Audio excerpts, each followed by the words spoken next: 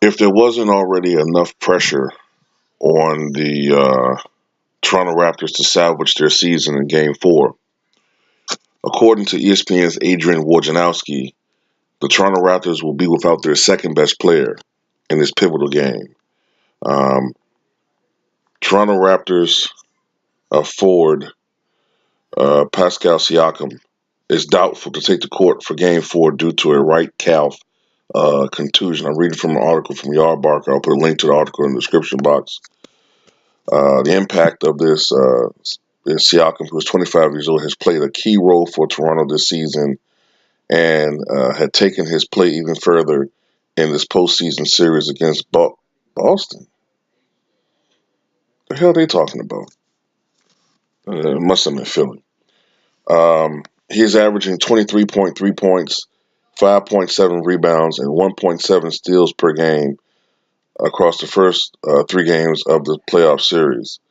If Siakam is unable to play Sunday, it could lead to more minutes from Marc Gasol, Serge Ibaka, and Eric Moreland. The 76ers already held the advantage in Game 4 by playing at home with a 2-game winning streak. Now the Raptors will be without their second best player. So, what this tells me is that, yeah, um, you would hope that these guys, the role players, Marc Gasol, and others will be able to, especially Serge Ibaka, who really hasn't had a good series at all. You hope that these guys will be able to step up.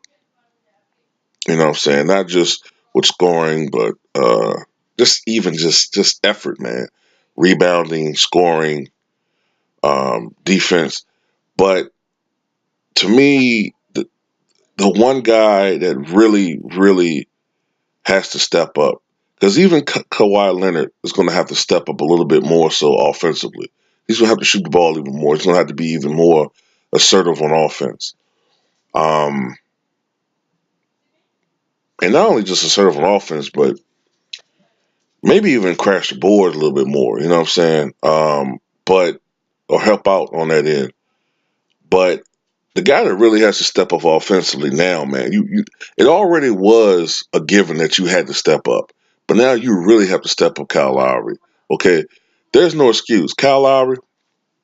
If you choke this game, okay, in Game 4, if you put up a 2 for 12 or an 0 for 9 performance, or 4 for 16, um, look, there's no excuse for you anymore. Okay, look, it's already there's already a almost unanimous uh look.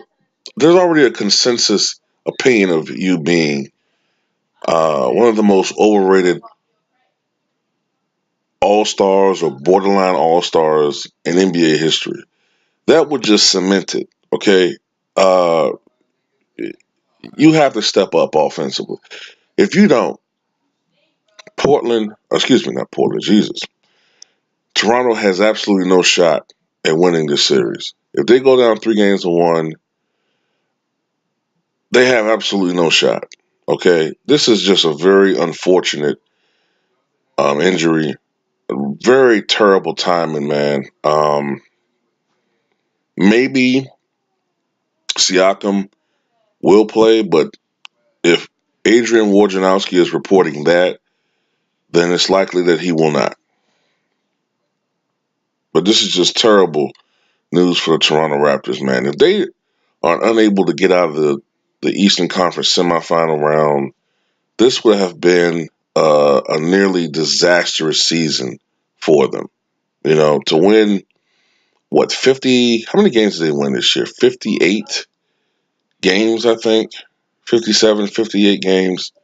To have won, I think, 58 games and to ultimately not get past the semis.